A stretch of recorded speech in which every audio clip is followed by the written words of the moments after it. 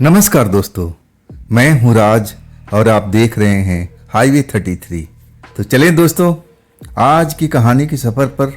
दोस्तों आज की कहानी जो हमें भेजे हैं उनका नाम है उपेंद्र।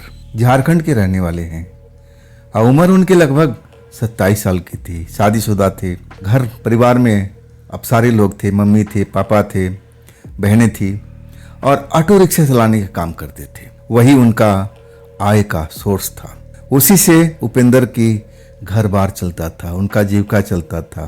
तो आखिर हुआ क्या था उपेंद्र जी के साथ में? ऐसी कोई घटना घटी थी क्या? चलिए जानने की कोशिश करते हैं उन्हीं के शब्दों में। दोस्तों मेरा नाम है उपेंद्र, झारखंड निवासी। अब पेशे से 3 व्हीलर चालक, ऑटो रिक्शा चलाने वाला और आम भाषा में कहे तो रिक्शा ड्राइवर। मेरी पूंजी थी ऑटो रिक्शा। मैं बहुत मुश्किल से कर्जे वर्जे लेकर के इसको खरीदा था। इसी से मेरा घर बार चलता था। अब मुझे इसका कर्जा भी चुकाना बाकी भी था और धीरे धीरे करके सब जो कर्जा था मैं देता जा रहा था। साथ में हमारा जो परिवार था उसका भरण पोषण भी इसी से होता था। तो मैं जी तोड़ मेहनत करता था। मैं सुबह 7 बजे निकलता था तो रात के 11 बजे लौटता था। रोज का यही हमारा नियम था। जब तक एक आय मुझे सीमित दिखाई नहीं देती कि हाँ मुझे इतने का टारगेट था, उस टारगेट को मैं पा चुका हूँ, और तब तक मैं चैन से बैठता नहीं था। मैं कोशिश करता रहता था, कभी रेलवे स्टेशन, कभी बस स्टैंड और कभी आम सड़क पर। कहीं भी सवारी मिलना चाहिए, बस पैसा मिलना चाहिए। जहां कहे मैं जाने से बिल्कुल डरता नहीं था। लेकिन यही जो चीज था ना, मुझे उस रात को फंसा दिया था। मैं कभी भूत प्रेत को मानता नहीं था, ना मैं कभी देखा था, ना कभी उनको महसूस किया था। मुझे तो ये भी नहीं पता था कि भूत प्रेत कैसे होते हैं। हाँ, किस्से कहानियां मैं जरूर सुनता था। अब गांव में लोग कभी कभी उस पर चर्चा करते थे कि फलानी रोड पर मैंने भूत देखा था। चलो जी, देखा था, कोई नुकसान तो नहीं हुआ, लेकिन मैं इन चीज़ों को मानता तक नहीं था। जब तक मैं अपनी आंखों से ना देखूं तो आखिर मैं कैसे मानूं? नई उम्र था, नई जोश था। शादी 2 साल पहले हो चुकी थी, 25 साल की उम्र में। अब मेरी जो उम्र थी 27 साल की हो चुकी थी। पूरा घर का मेहनत, लोड, सब कुछ मुझे ही देखना था। पिता थे लेकिन वो थोड़ा अपाहिज हो गए थे, पैरों से लाचार थे। तब तो कोई मेहनत नहीं कर सकते थे, बस घर बार ही देखना उनका काम था। उस रात की बात बता रहा हूं मैं, जब मैं स्टेशन से सवारी लेकर के अब दूर एक बस्ती में गया हुआ था। जब वो सवारी छोड़ करके अब मैं हिसाब किताब लगाने लगा तो मुझे लगा कि अभी मेरा कोटा पूरा नहीं हुआ है। एक सवारी अगर आ जाती तो आज का मेरा टारगेट पूरा हो जाता। अब मैं सोच रहा था कि अब रात को 11 बज चुके हैं, अब कहाँ से सवारी मिलेगी? क्या मुझे अब रेलवे स्टेशन जाना पड़ेगा? लेकिन अब कोई ट्रेन शायद है कि नहीं है, मुझे इतना भी नहीं पता था। मैं सोचने लगा कि चलो आज का जो कुछ हो गया इसी में संतुष्ट रहना पड़ेगा। अब मैं उस सवारी को छोड़ करके, पैसे वैसे ले करके अब आराम से अपना घर की तरफ निकलने लगा। मेरा घर 10 किलोमीटर की दूरी पर था। अब मैं भगवान से प्रार्थना कर रहा था कि कोई रोड पर सवारी मिल जाए ताकि मेरा आज का टारगेट पूरा हो जाए, उतनी कमाई हो जाए जितना मैं रोज करता हूँ। अब मैं वही टारगेट लेकर के ईश्वर से प्रार्थना करते हुए कि कोई ना कोई सवारी मुझे रोड पर टकरा जाए। अचानक जिस रोड पर मैं चल रहा था ना, रोड बिल्कुल सुनसान थी, बिल्कुल सन्नाटा पसरा हुआ था। रात का 11 बज गया था। जो भी ट्रैफिक वगैरह था उस रोड पर बिल्कुल ख़त्म हो गया था। अब अपने अपने घर में लोग आराम कर रहे थे। कोई इमरजेंसी होगा तभी लोग निकलते हैं। रोड पूरा ही खाली था। अब वो कोई हाईवे नहीं था, एक आम रोड था। गांव से और बस्ती में, शहर में जोड़ने वाला अब वो रोड था। कोई मेन हाईवे थोड़ी कि उस पर अब गाड़ियां चल रही हैं, ट्रक चल रहा है, बसें चल रही हैं, ऐसा भी नहीं था। ब्रांचेज रोड था। अब मैं तो बस यही देख रहा था कि कोई सवारी मिल जाए। लेकिन कोई सवारी दिख नहीं रही थी। लोग बाग अब नजर ही नहीं आ रहे थे। जब रोड पूरी सुनी हो गई है तो सवारी कहाँ से मिलेगी। जब मैं कुछ आगे बढ़ जाता हूँ, 1-2 किलोमीटर आगे चला जाता हूँ, अचानक मुझे एक बूढ़ी औरत रोड पर पैदल चलती हुई दिखाई देती है।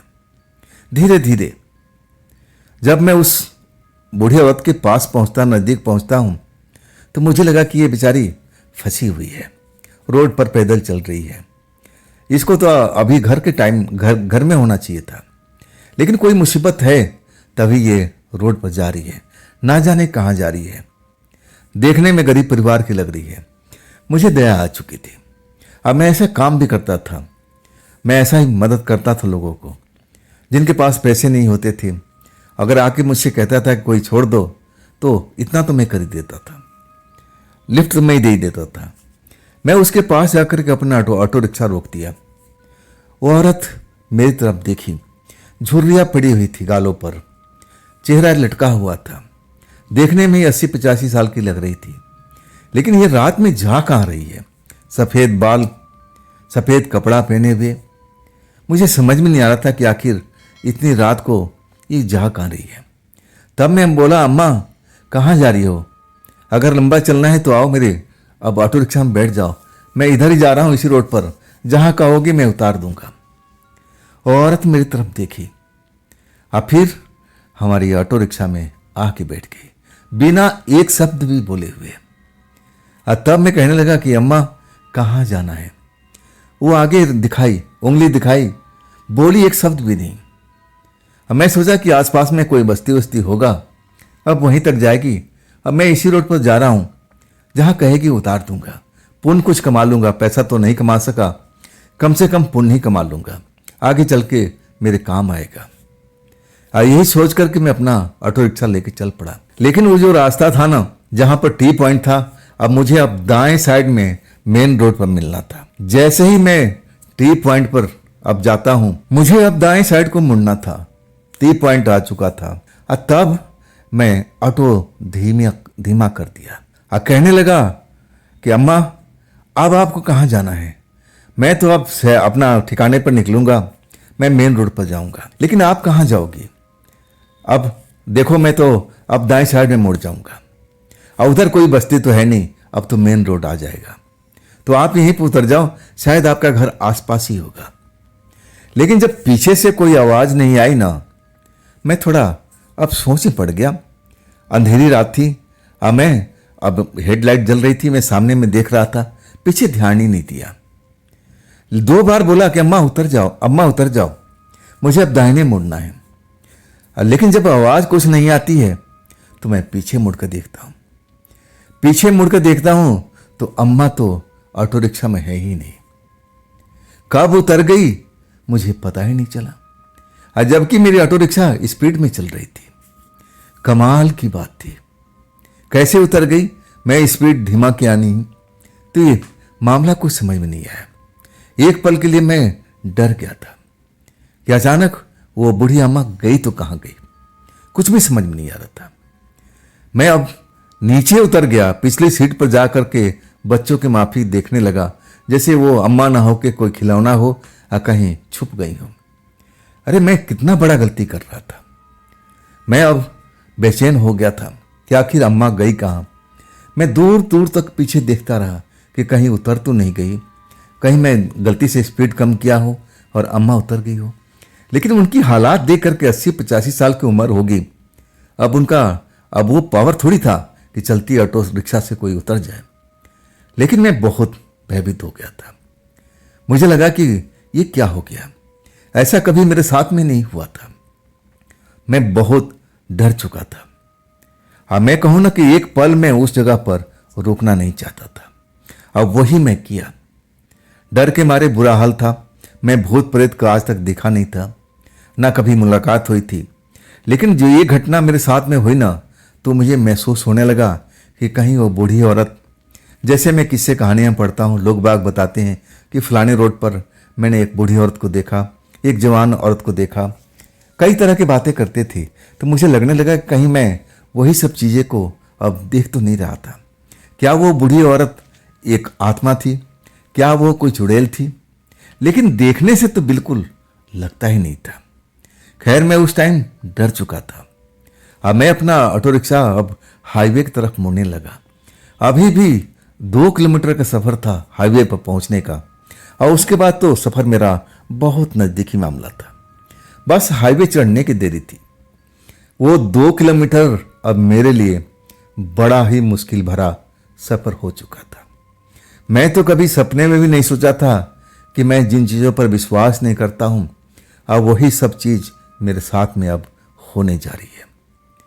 कुछ ही दूर मैं चलता हूं दाहिने रोड के पर जो हाईवे की तरफ जाती है, और अब एक खूबसूरत लड़की हाथ में एक बैग लिए हुए और एक फूलों का गुलदस्ता लिए अब मेरा ऑटो रिक्शा रोकने के लिए इशारा कर रही है। उस टाइम मैं रोकता नहीं। मैं अब इतना खौफ में था, लेकिन देखा कि अगर ये तो इंसान है, फूलों का गुलदस्ता ले रखी है, अब थैला है इसके पास में, देखने में इंसान लड़की जवान लग रही है, तो कोई सवारी होगी, कहीं जा रही होगी या कहीं से आ रही होगी।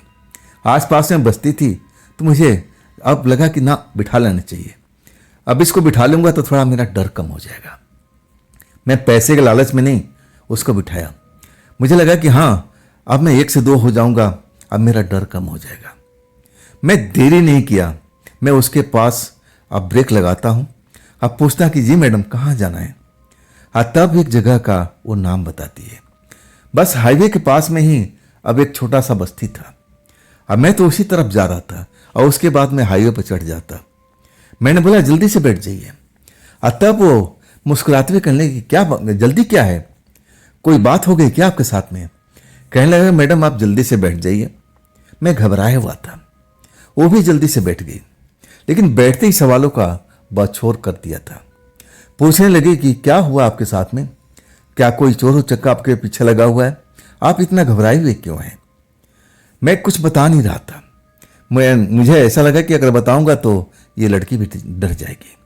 मेरी सवारी है और मैं डराना नहीं चाहता था, लेकिन वो बार बार पूछ रही थी।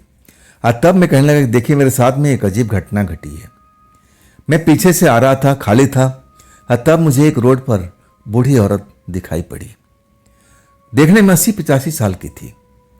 चेहरे का मांस झूल रहा था, अब सर के बाल पके हुए थे, चलने में असमर्थ लग रही थी। मुझे दया आ चुका था और मैं सोचा कि क्यों ना उसकी मदद कर दूं। मैं मदद की भाव से अब उसको बिठा लिया। लेकिन अब मैं जिस ठिकाने पर अब तो थोड़ी देर पहले मैं जब ऑटो रिक्शा रोकता हूं, अब पीछे आवाज़ देता हूं कि अम्मा उतर जाओ, मुझे अब हाईवे पर चढ़ना है। दूसरी बार जब आवाज़ देता हूं तब कोई रिस्पॉन्स नहीं आता, तो मैं पीछे मुड़कर देखता हूं तो ऑटो रिक्शा में कोई है ही नहीं। लड़की जोर से हंस पड़ती है। कहती है ऐसा तो इस रोड पर होता रहता है, इसमें डरने वाली क्या बात है।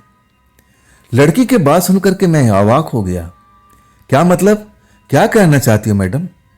तब हंसते हुए कहने लगी अरे हाँ, ऐसा होता रहता है इस रोड पर, मैं तो अक्सर देखती रहती हूँ, ऐसे ही लोग मुझे मिलते रहते हैं, और शायद तुम्हें वो मिले हुए हैं। जो लेडी थी शायद वो तुमने देख लिया, तुमने पहचाना नहीं होगा। मैं वाकई उस लेडी की बात सुनकर के हैरान था कि इसको डर नहीं लग रहा है। आराम से बोले जा रही है कि अक्सर इस रोड पर रात के टाइम में ऐसे लोग अब दिखाई पड़ते हैं। अब मैं उसकी बात पर हैरान था। अब मैं पूछने लगा कि मैडम आपको डर नहीं लगता है भूत प्रेतों से। तब कहने लगी नहीं नहीं, मुझे डर नहीं लगता, मैं इन लोगों से कभी डरती नहीं। आप थोड़ा गाड़ी तेज चलाओ ना, बहुत धीरे में चला रहे हो। डरो मत, मैं तुम्हारे साथ में हूं ना, तुम्हारा कुछ नहीं होगा, लेकिन मुझे घर तक छोड़ देना जरूर।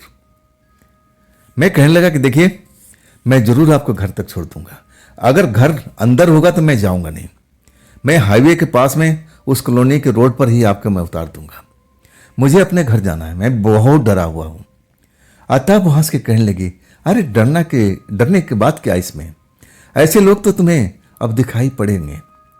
अब मैं बड़ा अजीब व्यवहार कर रही थी लड़की, वो जैसे बातचीत कर रही थी जैसे वो भूत प्रेत को जानती हो, जैसे इस रोड पर हमेशा गुजरती रहती हो, अब भूत प्रेत उसको मिलती रहती हो। अब मैं कहने लगा कि मैडम वाकई में आपको भूत प्रेत दिखाई पड़ती हैं क्या। और तब वो कहने लगी हाँ अब देखो तुम्हें भी दिखाई पड़ेंगे, अब चलो ना आगे, अब मैं तुम्हें दिखाती हूं। मैं सोचा कि ये मजाक कर रही है। मुझे लगा कि ये लड़की मेरे साथ में मजाक कर रही है, मुझे डराने की कोशिश कर रही है, क्योंकि इसके चेहरे पर मुस्कुराहट दौड़ रही थी और मैं भी डरा हुआ था। कैसी लड़की है भाई, रात में ना जाने कहाँ से आ रही है, हाथों में गुलदस्ता है, थैला है। मैं बिल्कुल डरा हुआ था। लेकिन रोड पर मुझे अभी कोई दिखाई नहीं पड़ रहा था, पूरा रोड सुनसान था। एक मोड़ आया, जैसे ही मोड़ को मैं काटता हूँ और जो मैं देखता हूँ ना तो एकदम डर जाता हूँ और खौफ में हो जाता हूँ। मैं देखता हूँ कि वही बूढ़ी औरत फिर अब उसी मोड़ के आगे दिखाई दे रही है, पैदल चलती हुई। जिस हिसाब से मैंने उसको देखा था, अब मैं उस पर दया खा करके अपनी ऑटो रिक्शा में बिठा लिया था। और वही औरत, बूढ़ी औरत अब मुझे आगे दिखाई पड़ती है। जैसे ही मुझे नजर आती ना तो मेरे हाथ पांव अब कांपने लगते हैं। और तभी वही लड़की, जवान लड़की जो पीछे बैठी हुई है और चिल्ला के कहती है, अरे ऑटो वाले, ये वही औरत थी क्या जो आगे चल रही है? मेरे तो हाथ पांव फूलने लगे थे, मुंह से आवाज नहीं निकल रहा था। अब मैं तो धीरे से बोला, हाँ हाँ यही थी। और तब वो खिलखिला के हंसती है। उसकी खिलखिलाहट, हंसी मुझे बड़ा आश्चर्य में डाल देती है। लोग बाग भूत को देख कर डर जाते हैं और ये लड़की तो मजा ले रही है, हंस रही है, इसको जरा भी खौफ नहीं और डर नहीं है। तब तक वो बूढ़ी औरत अब हमारी ऑटो रिक्शा के पास से गुजर रही थी। अचानक वो लड़की मेरे को बोलती है कि अरे रुको रुको। ना चाहते हुए मेरा ब्रेक पर पैर पड़ जाता है, रोक देता हूं। और तब वो बूढ़ी को बुलाती है, आओ जाओ अम्मा, आ जाओ अम्मा, आ जाओ। बूढ़ी अम्मा जैसे तेज चाल में चलती हुई अब मेरे ऑटो रिक्शा में अब आके बैठ जाती है। एक से अब दो हो चुकी थी और वो जवान लड़की बिल्कुल भी नहीं डर रही है। बूढ़ी अम्मा से अब बात कर रही थी कि कहां कहां रात में घुमाई, मैं तब से तुम्हारी बाट देख रही हूं और तुम तो इधर उधर घूमती जा रही हो। ये सब देख करके तो मेरे हाथ पांव और फूल चुके थे। अरे ये तो दोनों एक दूसरे को जानती है। मेरा तो खून जैसे ठंडा होने लगा था, शरीर कांपने लगा था। और तब वो लड़की बोलती है, ऑटो वाले चलो अब चलाओ, हम दोनों को घर तक छोड़ दो। मैं अब ऑटो चलाने की स्थिति में नहीं था। मेरी हालत बहुत डरावनी हो चुकी थी, हाथ पैर कांप रहे थे। अब बूढ़ी औरत, मैं देख रहा था कि उसके चेहरे पर मुस्कान दौड़ रही थी। और वो तो जो लड़की थी, जवान लड़की, वो तो हमेशा मुस्कान देती रही, हंसती रही, जैसे उसको फिक्र नहीं है। लेकिन ये दोनों में आपस में ताल्लुकात क्या है, एक दूसरे को कैसे जानते हैं? ये बूढ़ी औरत न जाने पीछे कहाँ उतर गई थी और फिर हमारे सामने कुछ आगे जाके मिलती है। ये है कौन? लेकिन मैं इतना जरूर समझ लिया था, ये दोनों आपस में एक दूसरे को कोई ना कोई रिश्ता है, एक दूसरे को जानती है। और तभी वो लड़की कहने लगी, ऑटो वाले जल्दी से ऑटो रिक्शा चलाओ, हमें भूख लगी हुई है, हमें घर भी जाना है। और देखो ये बूढ़ी अम्मा भी बड़ा भूखी है, अब देखो इनको तड़पाओ मत, जल्दी से जल्दी हमारे घर पर छोड़ो, इसी में तुम्हारी भलाई है। वो धमकी भरे अंदाज में अब बोलने लगी। मैं इतना खौफ में हो चुका था कि मुझे कुछ भी सूझ नहीं रहा था। मेरा तो मन कर रहा था कि इनको कहूं कि आप लोग उतर जाओ, ऐसी सवारी हमें नहीं चाहिए। लेकिन मेरे में इतना हिम्मत नहीं था कि मैं उनसे ऐसे सवाल कर सकूं। मैं ऑटो रिक्शा चलाने लगा। वो जगह भी आ गई और वो कॉलोनी भी अब साफ साफ दिख रही थी, लेकिन कॉलोनी अंदर थी। और वो कहने लगी, अब बस इसी रास्ते पे मोड़ लो।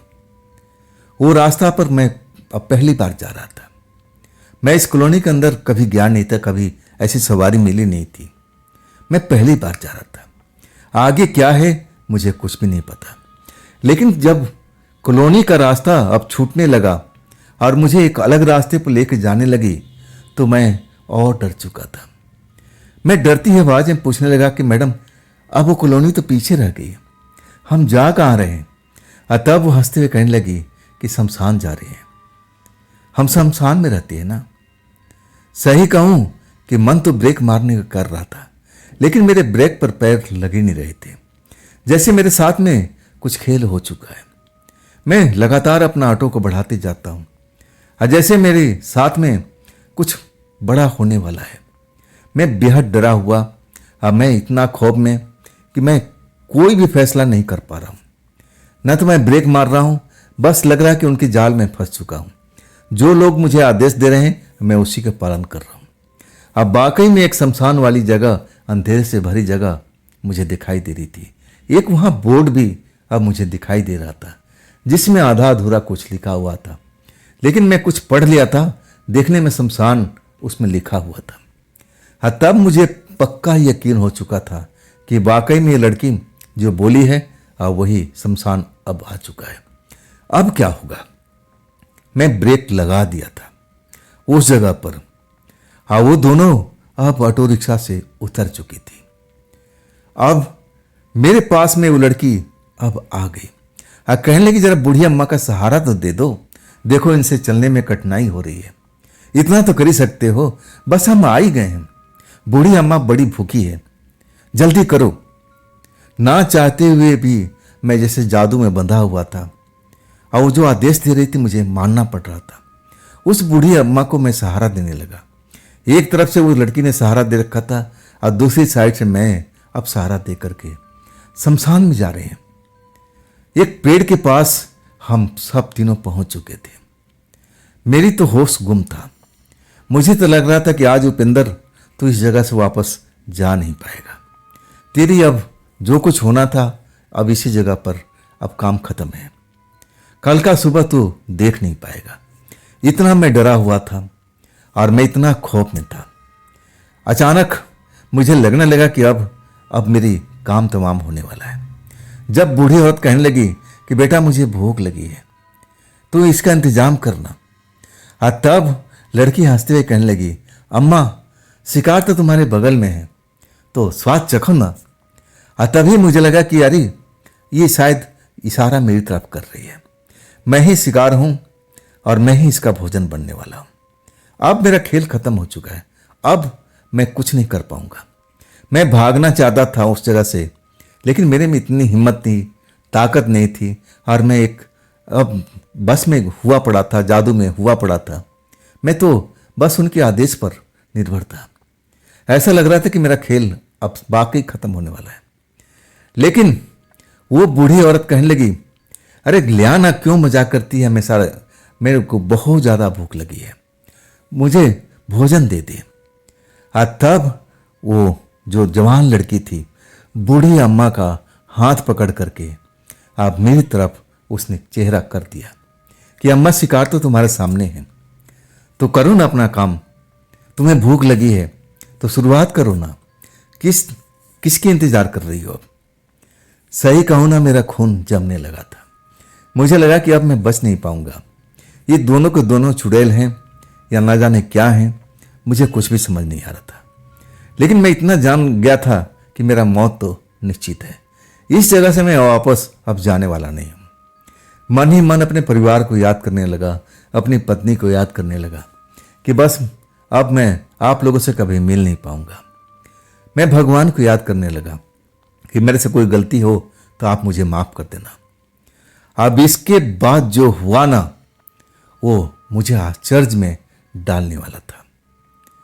बूढ़ी औरत खिलखिलाकर हंसने लगी और हंसते हंसते उसका जो रंग रूप था ना, वो बदलने लगा था।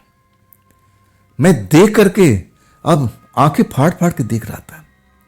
मेरी आंखों के सामने सब हो रहा था। देखते ही देखते वो जवान लड़की बन चुकी थी और अभी भी हंसती जा रही थी। हंसते हंसते अब दोनों लड़कियां, एक तो जवान पहले ही थी और ये बूढ़ी औरत अब जवान हो चुकी थी। हंसते हंसते दोनों आपस में गले मिल रही थी। कहने लगी आपस में कि देखो बहुत हो गया, अब बेचारे को डराना नहीं है, इसको ठिकाने तक पहुंचा देना है। इसने हमारी मदद किया है तो इतना तो हमारा फर्ज बनता है ना।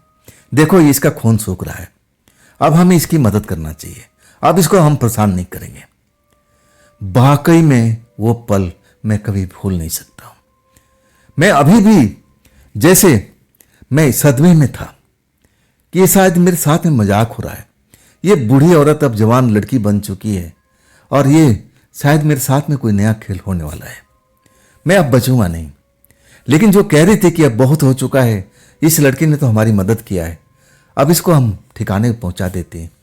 अभी भी मैं डर चुका था। ठिकाने का मतलब मेरा काम तमाम। तब दोनों हंसते हुए फिर ऑटो रिक्शा में बैठ जाती है। कहती है, ऑटो वाला भैया तुम डर गए ना? डरना ही चाहिए था। क्या तुम्हें मालूम नहीं है कि आज अमावस की रात है? आज की रात में ऐसी रोड पर तुम्हें चलना नहीं चाहिए। क्या तुम्हें मालूम नहीं है इस रोड में अब एक से एक खूंखार आत्माएं घूमती रहती है। वो तो हमने तुम्हें देख लिया और तुम्हारी मदद करने की ठानी, लेकिन हम तुम्हें सबक भी देना चाहते थे कि तुम सबक को याद रखो। अब चलो अपने ऑटो रिक्शा घुमाओ और हम तुम्हें हाईवे पर छोड़ देते हैं। इसके बाद तो तुम आराम से अपने घर जा सकते हो। वाकई में मुझे विश्वास नहीं हो रहा था कि ये मेरे पर इतने मेहरबान क्यों हो गई थी। वो तो मेरी जान लेना चाहती थी। वो बूढ़ी औरत मेरा भोजन करना चाहती थी। तो ये सब कैसे बदला हो गया? लेकिन जब बाद में बताई ना कि इस रोड पर एक से खूंखार आत्माएं घूमती रहती है और आज अमावस की रात है, हम तो तुम्हारा मदद करना चाहते थे कि तुम आत्माओं के चक्कर में ना पड़ो। अब रास्ते पर अनजान थे, इसलिए हम दोनों ने तुम्हारी मदद करने की ठानी, लेकिन तुम्हें सबक देते हुए।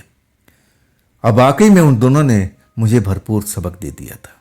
अगर मेरी जगह पर कोई दूसरा नॉर्मल इंसान होता ना, तो शायद उस टाइम बेहोशी हो जाता।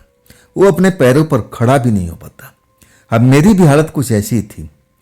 जब मुझे दोनों लड़कियों ने जब हाईवे के पास अब मुझे छोड़ दिया, कहने लगी, कटवाला भैया अब आप जाओ, अब आगे खतरा नहीं है, बिल्कुल अब आपको डरना नहीं है। लेकिन भैया अपनी जान की परवाह रखा करो। ये रोड है ना, अमावस की रात और आधी रात के टाइम में अकेले इस रोड पर गुजरता नहीं है। चलो हम उस रात को देख रहे थे, रोड पर गुजर रहे थे। हमने देख लिया था कि आज आत्माएं, खूंखार आत्माएं इस रोड पर घूम रही है और किसी को शिकार बनाना चाहती है। तभी हम दोनों आपस में फैसला कर लिया था कि आपको सबक भी दिया जाए और आपको बचाया भी जाए। दोनों काम हमने किया। तो उम्मीद है कि आपको सबक मिल गया होगा और इसके बाद इस रोड पर कभी भी अकेले नहीं आओगे। वाकई में दोनों लड़कियां ने मुझे सबक सिखा दिया था। कहने लगे, भैया आप जाओ आप। मैं उनको देख रहा था। वाकई में उन दोनों ने मेरी आज मदद की थी। अगर वो नहीं होती तो शायद मैं खूंखार आत्माओं के लपेटे में आ जाता। और वो मुझ पर दया भाव नहीं दिखाती, इतना मोहलत भी नहीं देती। मुझे घुमाती फिराती नहीं, वहीं पकड़ती और मेरा गला दबा देती, मेरा खून पी लेती, जैसे लड़कियों ने बताया था। तो आखिर वो दोनों लड़कियां थी कौन? मैं उनसे पूछना चाहा था, लेकिन मेरी जुबान खुल नहीं पाई थी। मैं अभी भी डरा हुआ था। जब उनके जाने के बाद अब मैं हाईवे पर चढ़ गया था। तब मैं सोचते हुए कि आखिर दोनों लड़कियां खूबसूरत थी, देखने में बड़े घर की लग रही थी, तो ये आत्मा कैसे बन गई? जरूर इनके पीछे न पीछे कोई राज होगा। लेकिन अब हमारी नज़रों से अब वो गायब हो चुकी थी।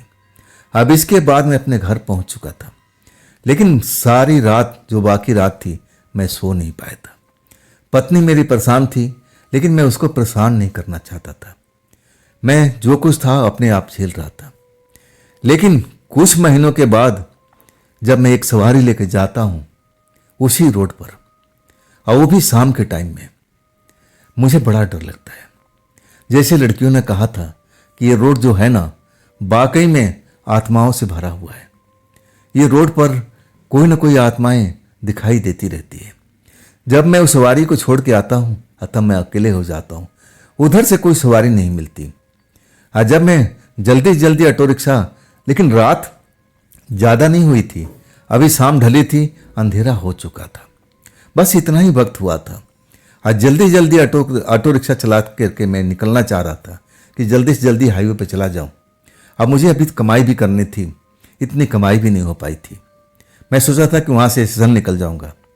अभी हाईवे आने में देर था और वो वही जगह थी, वही कॉलोनी थी जो लड़कियां मुझे शमशान में लेके गई थी।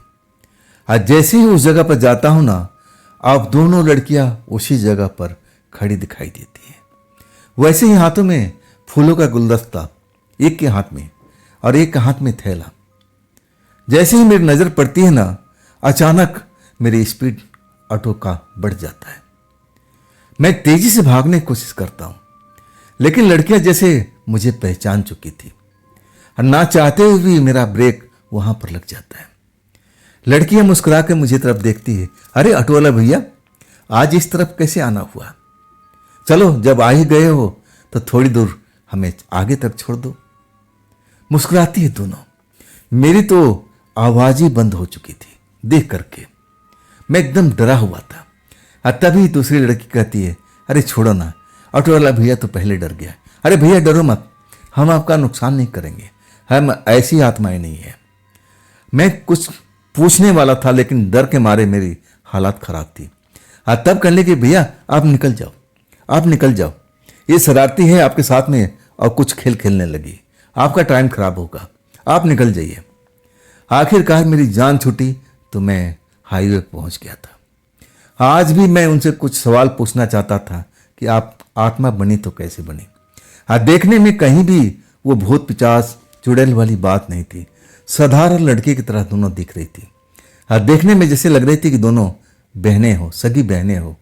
कपड़े का पहनावा, चेहरे का अब एक दूसरे से मिलना, मुझे तो यही लग रहा था। तो जरूर बेचारियों के साथ में कोई ना कोई ऐसा हादसा हो गया था जिसकी वजह से उनकी मौत हुई। अब फिर वो आत्मा बन करके लोगों को सता नहीं रही थी, वो लोगों का मदद करती थी, भटके हुए लोगों को रास्ता दिखाती थी और आत्माओं से, खूंखार आत्माओं से बचाने की कोशिश करती थी। और आखिरकार मैं अपने स्टेशन पर आ गया था। अब इसके बाद मेरी हिम्मत जवाब दे गई थी। लेकिन ये कहानी जो है ना, यहीं पर ख़त्म नहीं होती है। 1 साल बाद मैं रेलवे स्टेशन पर सवारी का इंतज़ार कर रहा था। रात के 10 बज रहे थे, ट्रेन आ चुकी थी, सवारी निकल रही थी। अब जो हमारे से आगे रिक्शा खड़े थे, अब उनका नंबर आ चुका था।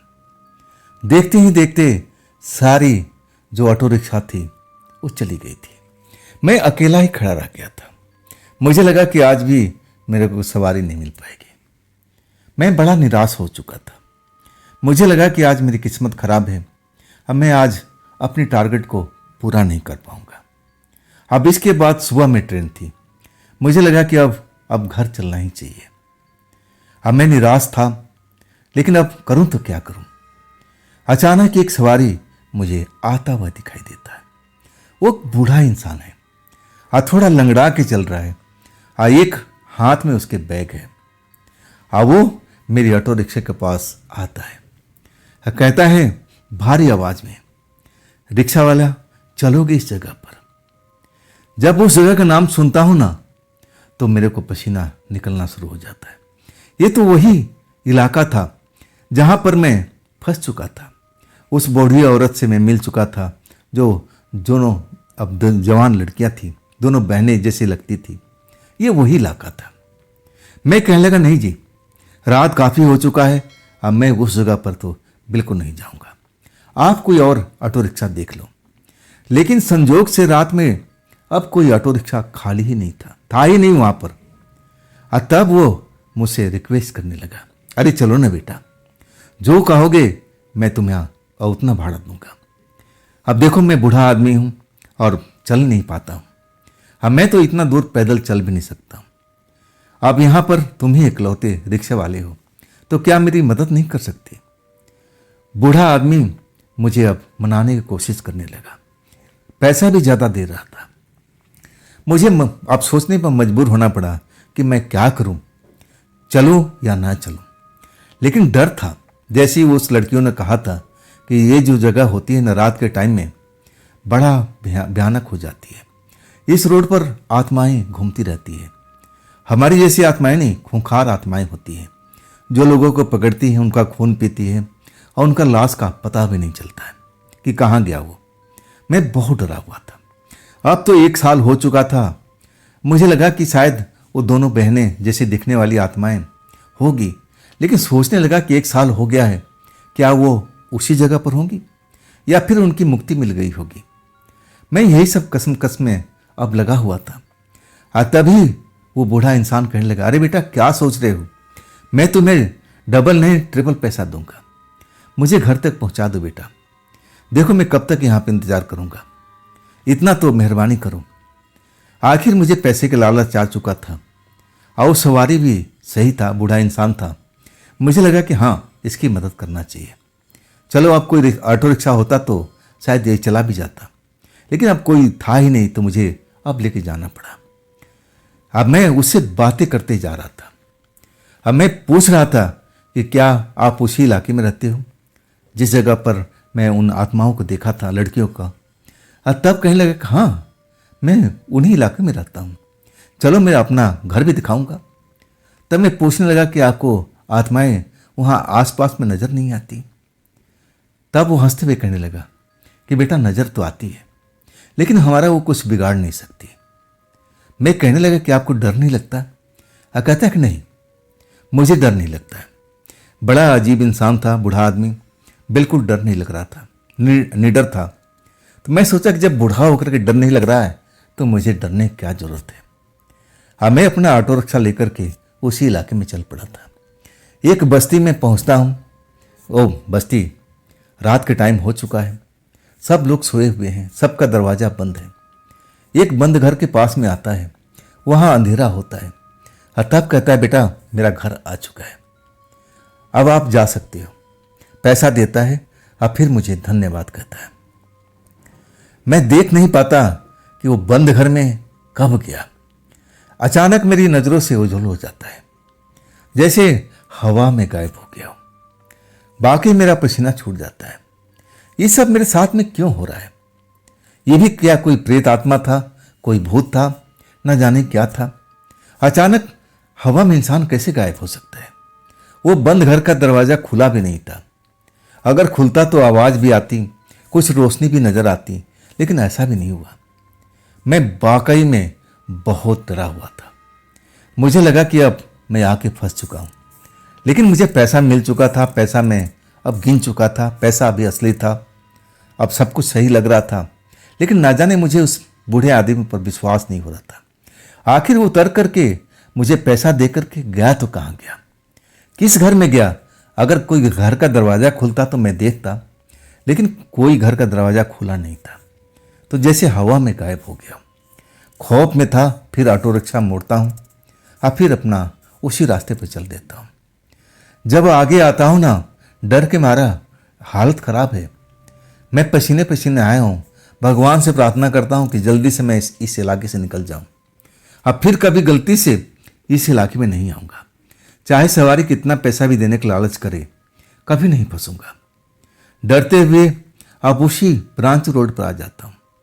जैसे ही ब्रांच रोड पर एंटर करता हूँ, कुछ ही दूर चलता हूँ तो अचानक वैसी ही बूढ़ी औरत मुझे दिखाई देती है रोड पर चलते हुए। और जैसे उसको देखता हूँ ना, तो वही पिछले वाला अब वही चीज मुझे याद आ जाता है। यार ये तो वही बूढ़ी औरत है जो बाद में जवान लड़की बन गई थी और मेरे साथ में मस्ती मजाक कर रही थी। मुझे बचाया भी था और कहा था कि इस रोड पर अकेले आने की कोशिश मत करना, खास करके अमावस वाली रात को। अब मैं जब उसको देखता हूं ना, तो मेरे अंदर से डर कम होने लगता है। उसके पास पहुंचता हूं, अब ब्रेक लगा देता हूं। अब मैं उसको आवाज देता हूं, अरे अम्मा अम्मा, मजाक में कहता हूं, अरे अम्मा आओ आओ आओ जल्दी आओ, मैं आपको छोड़ दूंगा वहां तक। मेरे अंदर से डर कम हो चुका है। मुझे लगा कि अरे वो तो वही आत्माएं हैं जो आज तक मेरा कभी नुकसान नहीं पहुंचाई है, इनके रहते हुए मुझे डरने की आवश्यकता नहीं है। लेकिन वो अम्मा का चेहरा मुझे दिखाई नहीं दे रहा है, दूसरी साइड में चेहरा किए हुए है। आज जब मैं दूसरी बार बोलता हूं ना, तो अम्मा मुड़ती है। आज जैसे ही मैं चेहरा देखता हूं ना, मेरी हालत खराब हो जाती है। इतना भयानक चेहरा मैंने कभी जिंदगी में किसी औरत को देखा नहीं था। काली कुलुटी चेहरा, चेहरे के मांस फटा हुआ। अब ऐसा भयानक चेहरा देख करके मैं चीख पड़ता हूं, भागने की कोशिश करता हूं, लेकिन ऑटो मेरा उसी टाइम अब इंजन बंद हो जाता है। मैं भाग भी नहीं पाता हूं। मैं इतना खौफ में हो जाता हूँ कि ऑटो से उतर करके पैदल भागना शुरू करता हूँ। लेकिन लग रहा कि जैसे कोई मेरे कदमों को खींच रहा हो, जादू से मुझे रोकने में मजबूर कर रहा हो कि तू भाग नहीं सकता। आज जब मैं पलट के देखता हूँ ना, वही भयानक औरत रोड पर खड़ी जैसे दोनों हाथों से अब इशारा कर रही है कि वापस आ, वापस आ। अब वाकई में मेरे कदम पीछे की तरफ चल रहे थे। जैसे हाथों से इशारा कर रही थी, अब वैसे वैसे मैं पीछे की तरफ अब चल रहा था। अब मैं समझ गया था कि सबसे बड़ी मैं गलती किया। अगर मैं इसको देख भी लिया था तो मुझे इससे पंगा नहीं लेना चाहिए था, इसको टोकना नहीं चाहिए था, मुझे चुपचाप निकल जाना चाहिए था। लेकिन मैं उन लड़कियों के चक्कर में अब मैं समझ गया कि वो लड़कियां होगी अपना भेष बदल रखी है, बूढ़ी औरत बनी हुई है। मैं तो इस समझ करके मदद करने की कोशिश किया था कि इनको वहां तक छोड़ दूंगा, लेकिन ये तो कोई और निकली। मेरा होश खराब हो चुका था, डरा हुआ था और समझ गया कि मैं आज बच नहीं पाऊंगा। अब वही होता है, वो औरत मुझे खींच लेती है। मैं पीछे चलते चलते उसके पास पहुंच जाता हूं, अपने ऑटो रिक्शा के पास में। तब वो मेरा हाथ पकड़ लेती है। हाथ पकड़ती है ना तो एक तेज झंझनाहट मेरे शरीर में होता है और ऐसा लगता है कि मेरे को अब शरीर में बिजलियां दौड़ रही है, जैसे मेरा सर चकरा रहा हो, अंधेरा होता जा रहा हो और मैं अपना होश खोता जा रहा हूं। अब इसके बाद मुझे होश नहीं रहता कि मैं हूं कहां, मैं जिंदा हूं या मर चुका हूं। जब मुझे होश आता है ना तो अपने आप को ऑटो रिक्शा में पाता हूं। वही दोनों लड़कियां में से एक लड़की जो बूढ़ी औरत बनी हुई थी और वही मुझे अब जैसे होश में लग रही हो। ऑटो वाला भैया, ऑटो वाला भैया, तुम सही हो ना, तुम सही हो ना, आवाज दो, बोलो सही, तुम होश में हो ना। वो अब मुझे होश में ला रही थी। मैं होश में आ चुका था, लेकिन जैसे ही देखता हूं ना तो फिर मैं डर जाता हूं। मुझे लगा कि जरूर ये वही औरत है, अपना भेष बदल रखी है। अब वो लड़की के रूप में आ चुकी है, अब मेरे साथ में कुछ होने वाला है। लेकिन जब वो मुस्कुरा के कहती है, अरे ऑटो वाला भैया, आप मुझसे मत डरो, आप मुझसे मत डरो, मैं वही हूं। अब अपना परिचय देती है कि हम दो बहनें हैं, आप मुझसे मत डरो, आज मैं अकेले हूं तो कोई चिंता की बात नहीं है। मैंने सब समस्या को हल कर दिया। वो जो आत्मा आपको रोकी थी, आपको मारने जा रही थी, मैं उसको भगा दिया हूं। अब वो आपको कुछ नहीं कर पाएगी, अब डरने की जरूरत नहीं है। देखो वो दूर खड़ी है और मुझे कोस रही होगी कि मैं कहां से आ गई हूं। वाकई में जब ऑटो में से उठ जाता हूं, सर उठा के देखता हूं, तब मुझे एहसास होता है कि जो लड़की बोल रही है बिल्कुल सही बोल रही है। आखिर ये लड़की मेरी मदद क्यों कर रही थी, मुझे कुछ भी समझ में नहीं आ रहा था। आज ही मेरी उसने जान बचाई, आज तो मैं मौत के मुंह में चला गया था।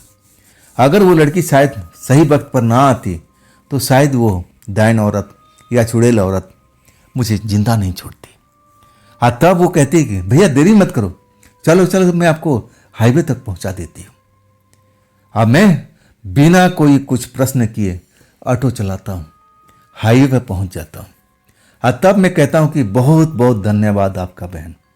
अब मुड़ता हूँ कि आप चले जाइए, लेकिन जब पलटता हूँ ना तो मैं देख करके अवाक हो जाता हूँ।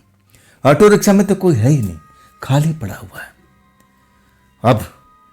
अब समझ लीजिए कि उस टाइम में अगर आप उस ऑटो रिक्शा चला रहे होंगे तो आप पर क्या गुजरेगी। मैं भी वैसे ही हो जाता हूँ। मैं समझ जाता हूँ कि वो चली गई है मुझे हाईवे पर छोड़ करके। अब कोई डर की बात नहीं है, अब मैं अपने घर जा सकता हूँ। अब वही करता हूँ, मन ही मन उस लड़की को धन्यवाद करता हूँ कि बहन आज भी तुमने मेरी जान बचाई।